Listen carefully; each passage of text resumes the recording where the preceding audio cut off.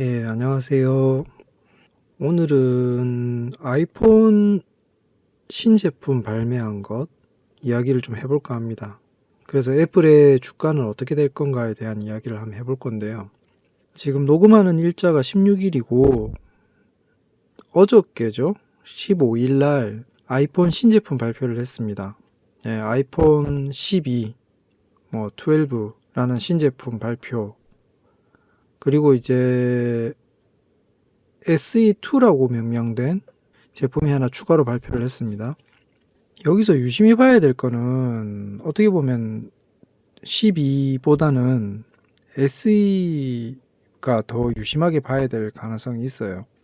주가에 영향을 줄 수 있기 때문인데 그 이유를 한번 알아볼게요. SE에 대해서 이야기를 하기 전에 12라는 신제품에 대해서도 간단히 이야기는 좀 해야 돼요.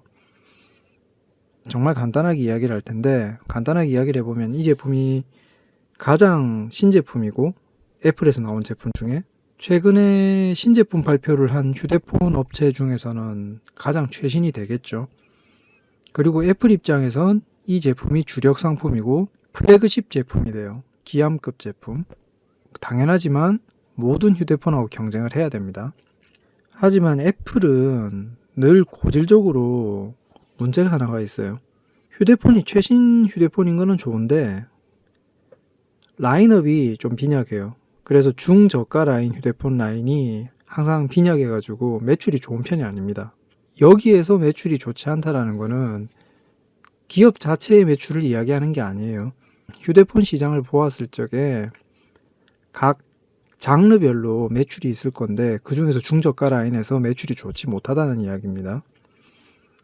신제품은 당연히 잘 팔리는데 계속 경쟁자들한테 중저가 라인 그쪽에서 약점을 노출해 오는 거죠. 그래서 언젠가부터 애플이 전략을 바꿔가지고 중저가형 휴대폰 라인을 신제품이 나오면 그 이전의 모델들 재고를 처분하는 입장에서 가격 인하를 단행해서 유지를 해왔어요. 그렇게 했음에도 아직까지도 실적이 그렇게 좋지는 않았어요. 나쁘다고 얘기하기까지는 힘든데 예전보다 만회를 많이 했지만 그래도 좋지는 않았다는 이야기예요. 상식적으로 생각했을 적에 그 정도 가격이면 뭐 보안 문제 안 따지는 분들, 성능만 따지는 분들은 중국제 휴대폰 사면 됐거든요. 그래서 계속 그 타사의 라이벌 경쟁사들한테 밀려왔다는 거예요. 그 장르에 대해서는. 그러다가 최근에 우리도 알다시피 전염병이 돌고 있죠. 코로나 바이러스. 예, 그러다 보니까 중국의 공장도 다 멈춰버리고 소비 심리가 위축되고 휴대폰이 안 팔려요. 이런 상태인데 휴대폰에 이제 아까 이야기했던 중저가 라인에 재고 처리를 하고 있는 휴대폰들 6는 이제 거의 없는 것 같고 7, 8이죠. 안 팔리는 거예요. 부품 재고도 지금 엄청 남아있는데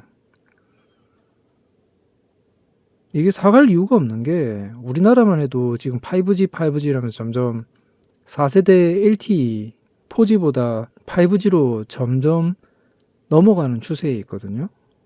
물론 오늘자 뉴스에 보니까 그 이전 속도가 6.5%인가 그렇게 빠르진 않아요. 요금제가 너무 비싸가지고 그렇다라고 하는데 이 요금제가 비싼 부분은 결국엔 통신업체들이 욕심을 부리는 거죠.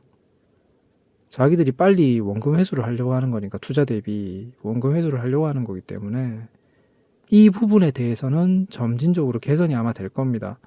요금이 싸진다면은 전부 다 이동을 할 거예요. 옛날에 CDMA, 2G라 그러죠. 2G에서 3G 갈 적에 그렇게 꽤 이동이 빨랐거든요. 순식간에. 어쨌거나 부품 재고가 많아요. 예전에도 5에서 6 넘어갈 5S죠. 정확하게는 5S에서 6로 휴대폰이 넘어갈 적에 디자인이 바뀌고 사이즈도 커지고 휴대폰이 굉장히 커졌어요. 그때 5S의 바디에 칩만 최신으로 넣어주고 그대로 팔아치웠다고요. 그게 SE거든요. 차이는 뭐 이야기하면 꼼꼼하게 이야기하면 좀 이야기가 길어지는데 예전에는 5S 사이즈의 디스플레이 패널이죠. 액정의 재고가 너무 많이 남아 있었어요. 그래서 그 SE를 만든 거고, 이번에는 경기가 지금 판매 부진을 이끌어가는 상황이 돼버렸어요.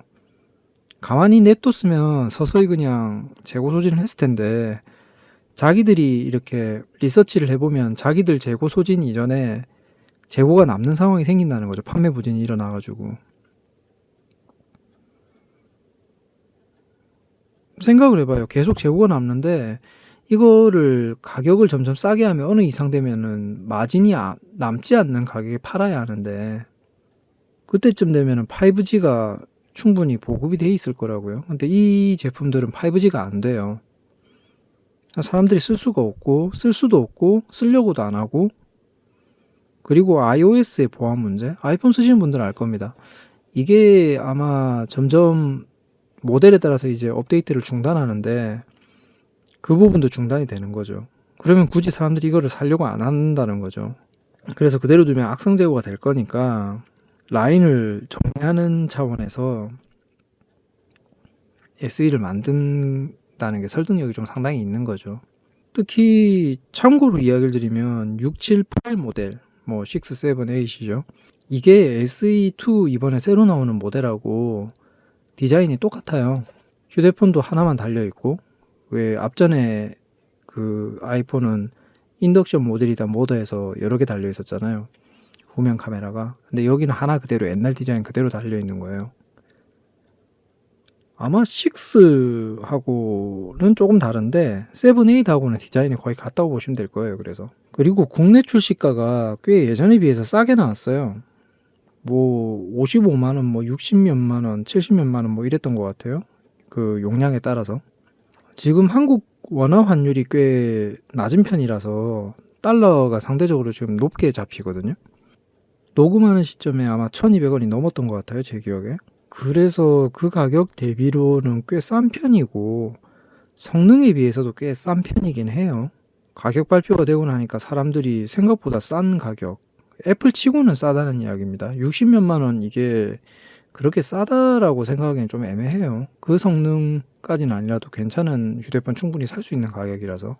단지 지금까지 애플 제품들 사와 본 사람들 입장에서는 신제품 치고는 굉장히 싸게 나왔다라고 좋아한다는 이야기입니다. 좀 오해는 없으셨으면 좋겠어요, 이 부분은. 그리고 그런 맥락에서 아까 이야기한 대로 재고 처리라는 맥락에서 보면 이거는 싼 것까지는 아니고 그냥 적당한 가격이에요. 원래 가격. 뭐 애플이 원래 가격대로 팔아준다는 것만 해도 꽤 대단한 걸지도 모르겠습니다. 어쨌거나 이 SE2라는 제품을 만들어 가지고 중저가 라인을 점유율, 쉐어라고 그러죠. 쉐어를 높이겠다는 이야기인데 그런 전략으로 일단 세운 거예요. 이야기 초반에 그 재고 처리라든지 이런 부분을 이야기를 했는데 이 전략이 실제로도 16년도에 처음 SE, 세컨드 에디션이죠. 요거를 바로 치울 때만 해도 똑같은 전략이었거든요. 디스플레이가 남아서 그런 문제도 있었지만 당시에 애플 주식이 실적이 좀 좋지가 못했어요. 그 앞에 CEO였죠. 스티브 잡스. 그리고 그 이후부터는 지금도 CEO인 팀 쿡인데 6에 들어오면서 크기를 키웠어요. 이게 뭐 여러 가지 설은 있는데 스티브 잡스가 예전에 5 사이즈를 굉장히 고집했는데 팀 쿡이 좀 더 키웠다라는 얘기가 있어요. 뭐 진위 여부는 나중에 문제고, 키우면서 생긴 문제가 면적이 넓어지다 보니까 내구성에 문제가 생겨서 좀 휘어진다든지 부러진다든지 깨진다든지 이런 문제가 좀 많이 생겼어요. 그래서 6 초반에 조금 평이 안 좋았다고요.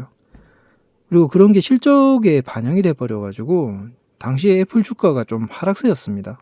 그리고 6S를 내고 7을 내고 하면서 조금 회복을 했는데 당시에도 중저가 라인에 구멍은 여전했어요. 그거를 막고 실적을 높여가지고 주가의 하락세를 멈추는데 일조를 했었다는 거죠. 당시에 SE가.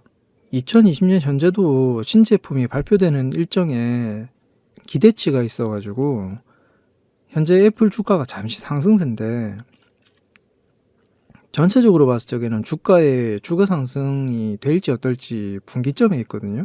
모르긴 해도 항상 그랬지만 휴대폰 관련주들 뭐 삼성전자라든지 애플이 그렇지만 신제품이 발표가 되기 전에는 기대치가 높았다가 제품이 막상 나왔는데 생각보다 문제가 있을 수 있어요. 예전에 삼성전자의 뭐 갤럭시 7이라든지 그 배터리 문제 있었던 거 있잖아요, 그죠? 그리고 아이폰 같은 경우에는 뭐 무슨 게이트, 뭐 휘어짐, 깨짐 이런 문제가 생길 때마다 주가가 조금 흔들흔들합니다. 그래서 아직까지는 물건이 나와 봐서 문제가 있는 거를 좀 확인하는 시간까지는 좀 걸리겠지만 순전하게 가격적인 면에서는 일단 분기점이 있다는 거예요. 추가적으로 주가가 오를 수도 있고 빠질 수도 있는 그런 위치에 있는 주가를 기준으로 봤을 적엔 그 SE2라는 신제품 발표는 애플 입장에서는 상당히 기로에선 결정이 아닌가라는 판단은 든다는 거죠, 개인적으로.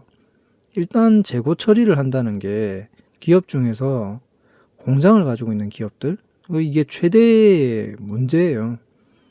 유통망을 아주 원활하게 가지는 것만큼 힘들어하는 게 재고라든지 생산 라인의 순조로운 생산, 이게 굉장히 어려운 부분이거든요.